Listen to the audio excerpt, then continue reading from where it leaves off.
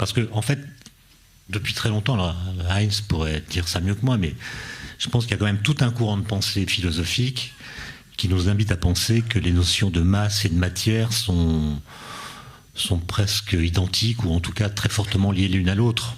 On a du mal à imaginer ce que serait de la matière qui n'aurait pas de masse, et on a du mal à imaginer ce que serait de la masse qui ne serait pas incarnée en particules de matière.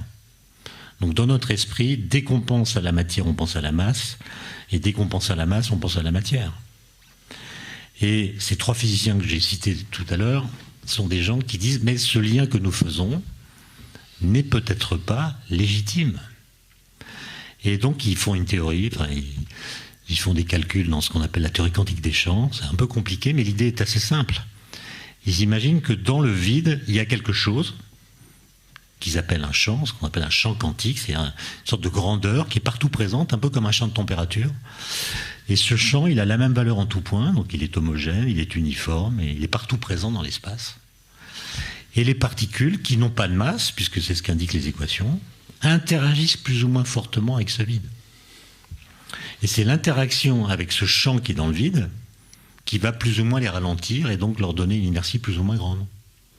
Et donc ce qu'on appelle la masse, c'est pas une propriété qu'ont les particules élémentaires, c'est une mesure de l'interaction plus ou moins grande qu'elles ont avec le champ de Higgs, comme on l'appellera, qui est dans le vide.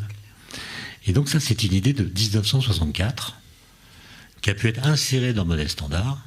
Et évidemment, pour vérifier que cette idée est bonne, il faut vérifier que les particules associées à ce champ existent. Ces particules, ce sont les bosons de Higgs. Et les équations nous disent que cette particule doit exister, sinon on ne comprend pas, dans le cadre du modèle standard, que les particules élémentaires ont une masse non nulle. Mais ce modèle ne dit pas quelle masse le boson de Higgs doit avoir. Et donc ça c'est embêtant, parce que ça veut dire que pour le détecter, il faut faire des collisions de particules, en espérant que par E égale mc2, donc l'énergie mise dans la collision, on pourra faire une particule de masse m, où m est égale à l'énergie de la collision divisée par c au carré.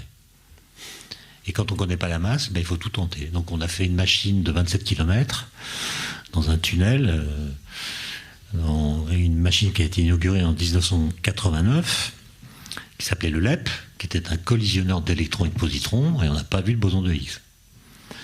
Donc on a démantelé la machine, et on en a construit une autre, avec des protons, donc, qui sont plus lourds que les électrons, donc il y a plus d'énergie dans les interactions. Cette machine a demandé 10 ans de construction, c'est le LHC, et Large Hadron Collider, donc collisionneur de hadrons, les protons sont des hadrons, donc on a donné à cette machine ce nom-là. Et après quelques mois de prise de données, on a eu le signal montrant qu'une nouvelle particule était là, qui avait l'air de ressembler au boson de Higgs.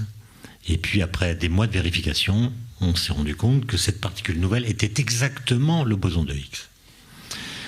Et donc, on a là une découverte qui vient changer le statut même du vide.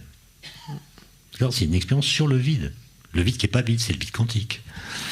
Et dans le vide quantique, il y a plein de choses. Et c'est là que peut-être on rejoint ce que disait Heinz à l'instant, c'est-à-dire que le vide, c'est pas tout à fait le contraire de la matière.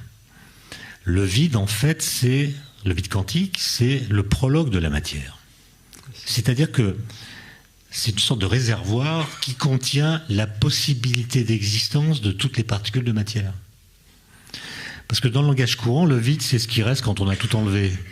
D'accord ? Le vide, c'est ce qui reste quand on a tout enlevé. Mais sauf que si vous enlevez tout, y compris le vide, il ne reste plus rien du tout, c'est le néant. Donc le vide, c'est ce qui reste quand on a tout enlevé, sauf le vide. Alors, vous voyez qu'on a une définition là qui n'est pas très satisfaisante.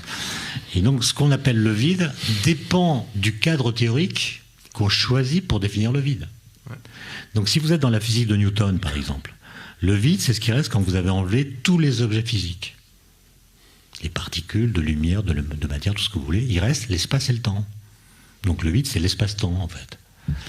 Si vous êtes en relativité générale, théorie d'Einstein, c'est un peu plus compliqué. Et si vous êtes en physique quantique, il se passe un truc étonnant, c'est que vous faites le vide, c'est-à-dire vous retirez toutes les particules, de matière, d'énergie, de lumière, et bien il reste ce qu'on appelle les champs quantiques associés à ces particules dans l'état de plus basse énergie. Et il se trouve que les champs quantiques dans l'état de plus basse énergie ne sont pas nuls. Donc les champs sont là, ils ont une valeur non nulle, mais les particules associées ne sont pas là.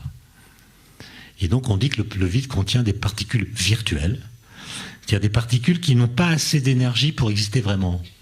Elles ont une énergie qui est inférieure à mc carré, où m est leur masse, et c'est la vitesse de la lumière. Donc elles sont là virtuellement, mais un peu fatiguées, et elles n'existent pas pleinement.